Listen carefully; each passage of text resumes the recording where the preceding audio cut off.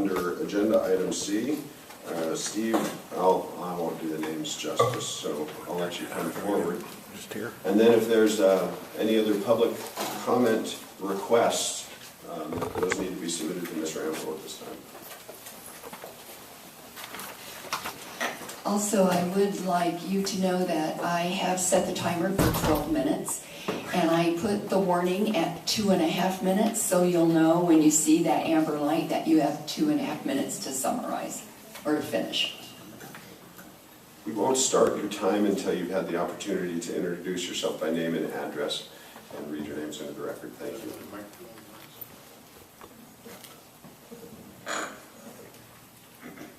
You want us to introduce ourselves first, please? I'm Steve Sarvel.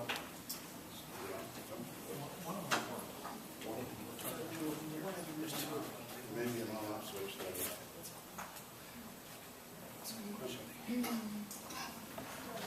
Are we good now? I'm Steve Sarvel. I live on Stone Canyon Road in Poway. Wayne Rounseville. I live on Tawny Way in Poway. Jean Goldbroad, Camino Crisalita in San Diego. Mary Baker, High Valley Road in Poway. Jan Bartlett, Paulus de Reyes, Rancho Bernardo. Dan Wyver, Old Coach Road, or Drive, Poway.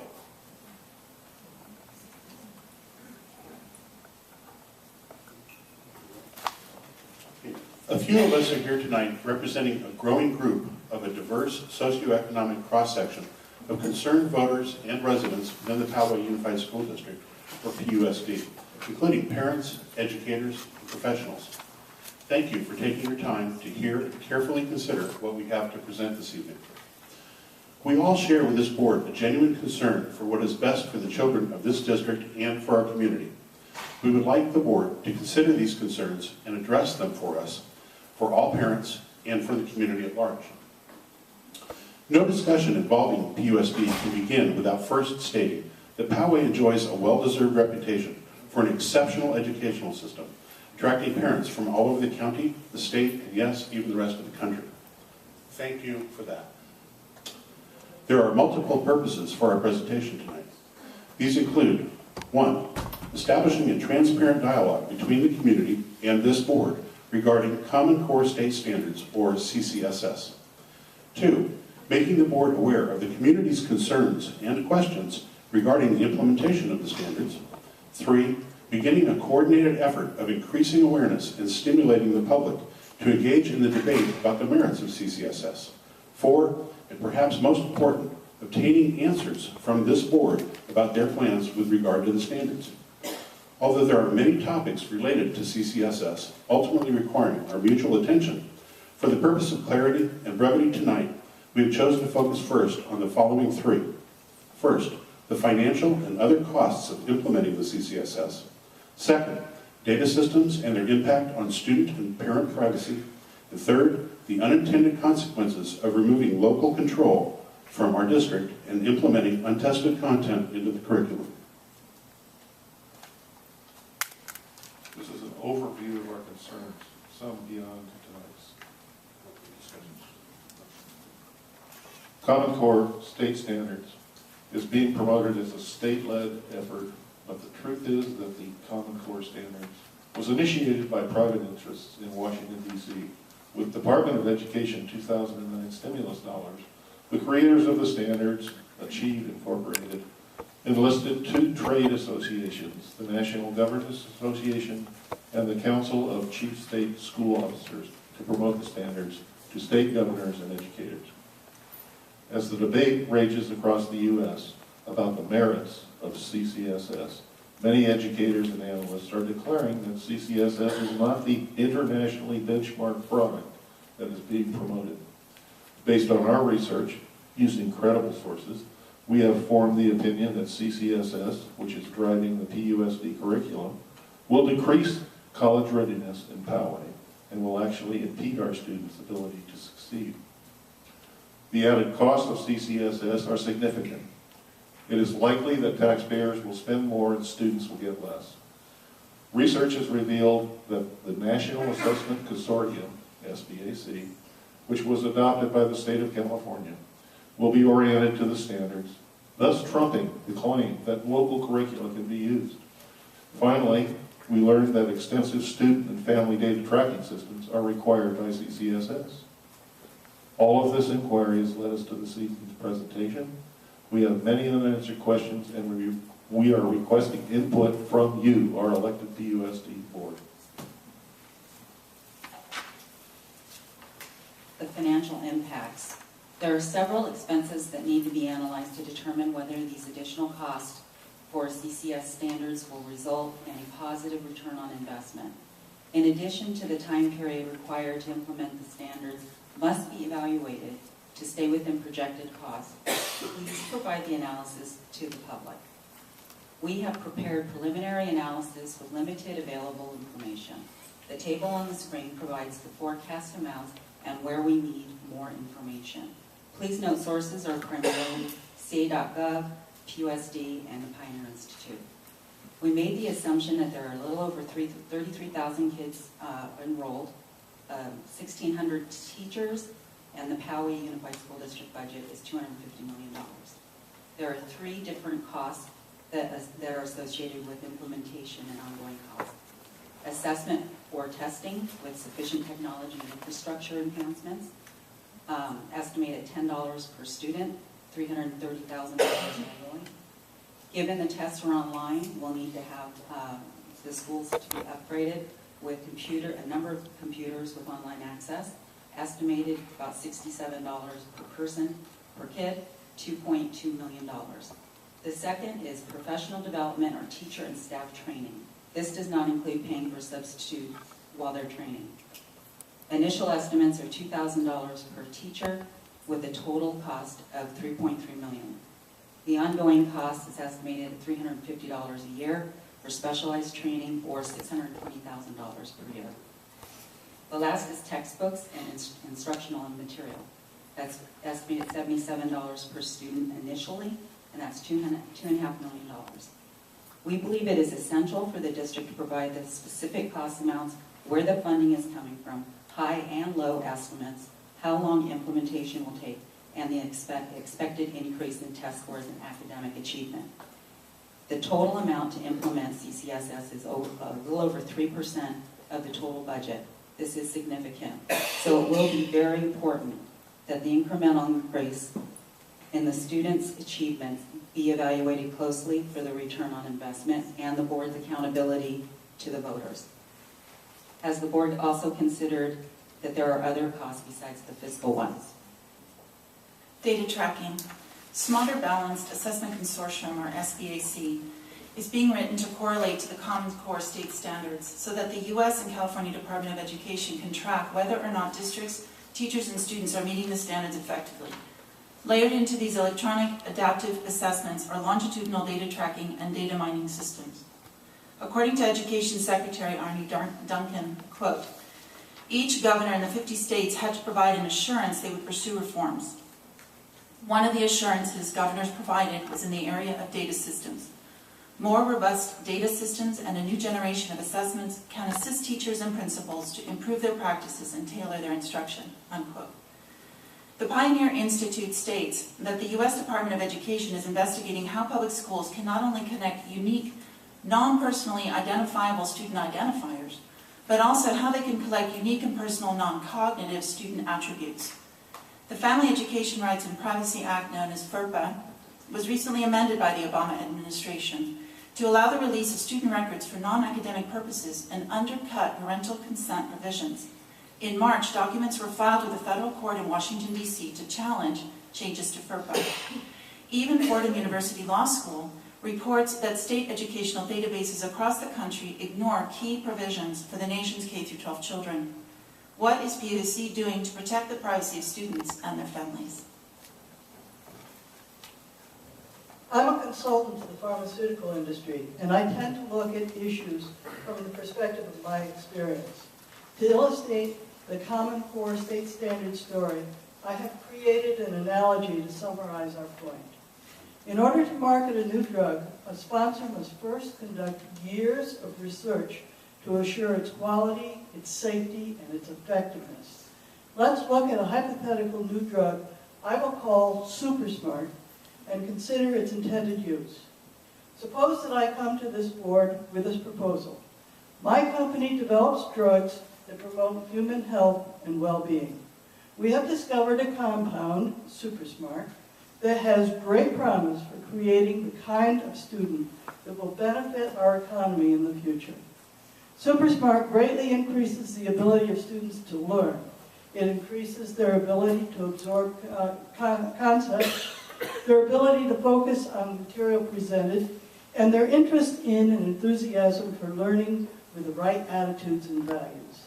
We are so positive about the potential of SuperSmart that we propose that PUSD start immediately to provide SuperSmart to all students in the district.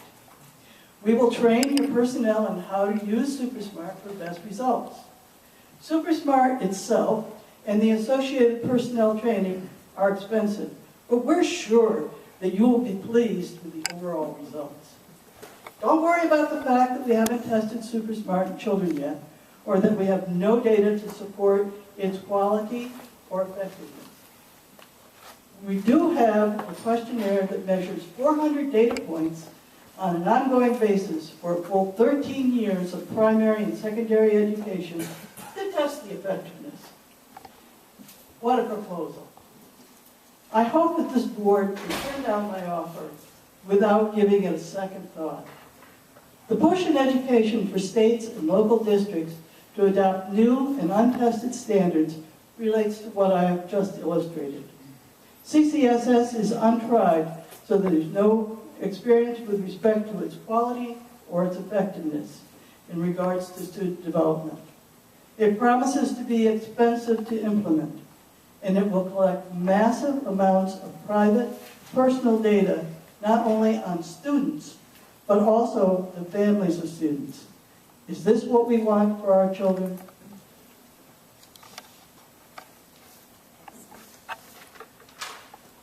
We ask that the board provide specific and detailed responses to the following in our conclusion.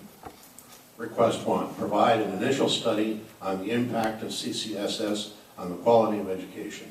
Request 2, prepare a budget analysis to forecast the cost of implementing and how it compares/impacts the current budget. Request 3, investigate changes in the education privacy laws, make the changes known to the public, and establish clear policies to secure privacy for teachers, students, and parents. Request 4, explore and provide an exit strategy from CCSS if it is not effective or is detrimental to students and learning environment. Finally, a fundamental question that must be addressed. Who should set educational standards in PUSD? Our local school district and community, or the federal government's Department of Education, an unelected bureaucracy, arguably ineffective in improving education since its inception in 1979. We are handing you tonight a presentation as well as information book on the subject. On behalf of PUSD families, taxpayers, and voters, we thank you for this time. We look forward to a dialogue with you soon, and we welcome your questions or comments.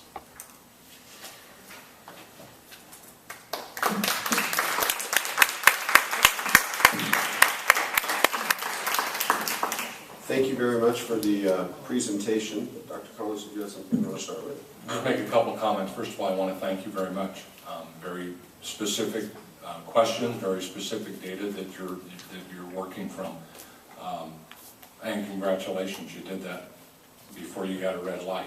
You guys really timed well. I'm very impressed. I had to edit at the last minute. As I mentioned earlier in the meeting, we do have a special meeting scheduled for this board on May 22nd. It will be a workshop format. It will be give us more time to really delve deeply into one topic or two topics that day, and the first topic on the agenda will be the Common Core. I will be working with our staff. I know that you've had a presentation from a couple of our staff members, I believe, that you've met who have worked on this, and we're continuing to gather data. So hopefully by the time we get to May 22nd, which is not that far away, we will have some of the answers for you. We'll have at least some of our data. And some of these questions, I'll be honest and tell you, I don't know that we will have the answers. But what I will tell you is that, as I saw in some of the responses that you sent after your first initial meeting with our staff, you're absolutely right. The federal government does not have as one of its primary duties under the Constitution the education of students, public education. However, the state of California does, and we are required to comply with the educational mandates of the state of California, and we always have by law.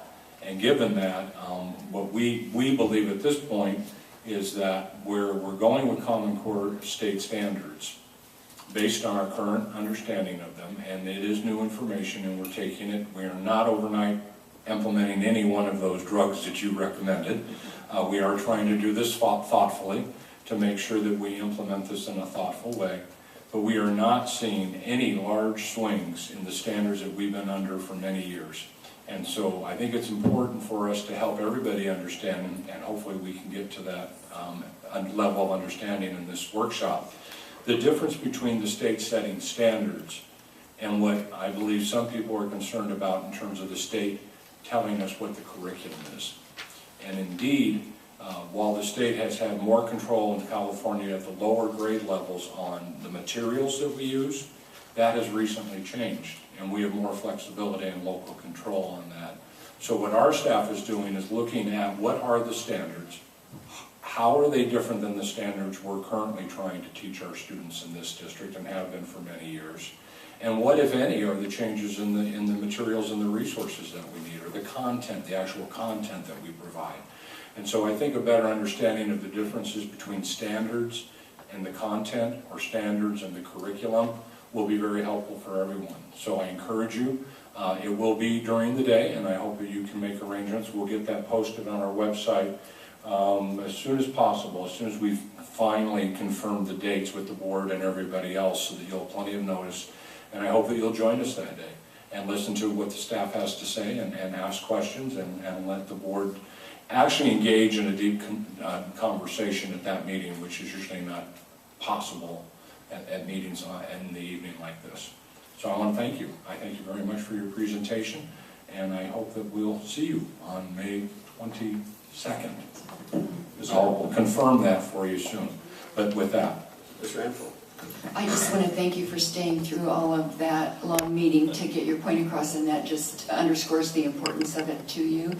And Janet, I was smirking when you were giving your presentation because I thought that was an extremely humorous analogy.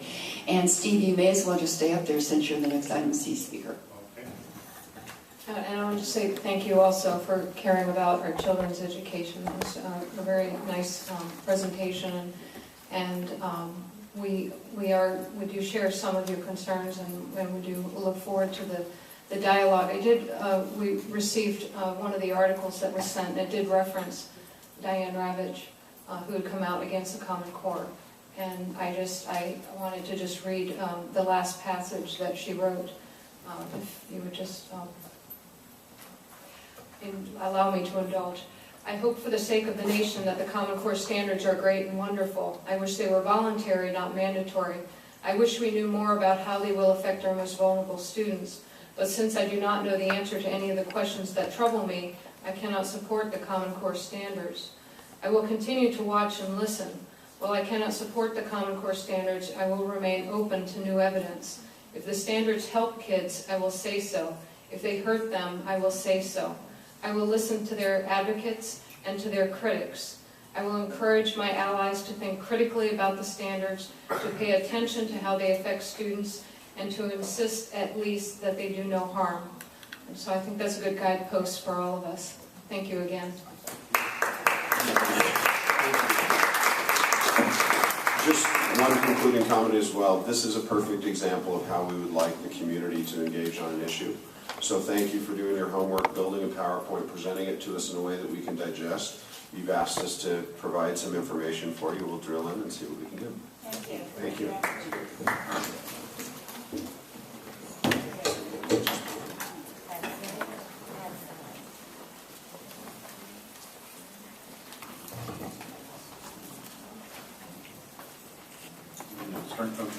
Again, my name is Steve Sarvell from Poway.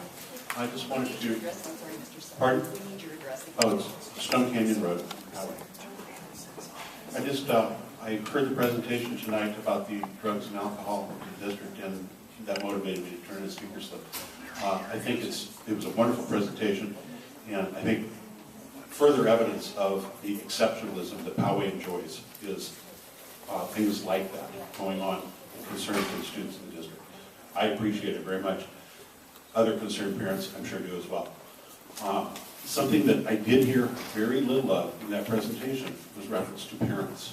I heard a lot of reference to what teachers can do, the things that the school can do, adding teachers, adding staff, and very little reference to parents. I think that it's important to involve parents, and maybe some focus can be put on educating the parents as to what they can do.